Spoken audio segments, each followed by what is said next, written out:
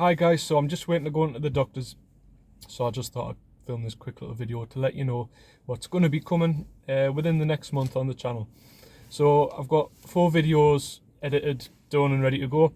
I'm hopefully going to add another little few in there.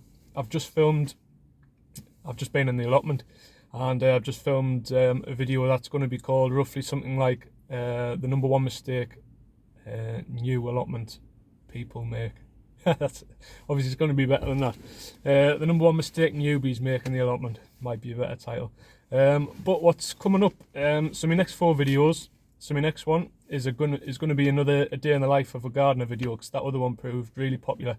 But they're an absolute bugger to film. A pain to film. Can't even speak this morning. It just takes so long, and I filmed it on a quieter day, so it was a little bit easier to do. So yeah, so that's coming up next. That'll be out on Sunday. The following Sunday is a video that's going to be called I Got Sacked. Whoops. So yeah, you can guess what that's about, so I'll be telling you all about that. The following Sunday is a little story about a huge tip I got from a woman during the autumn. I'm talking a money tip, not a piece of advice, obviously.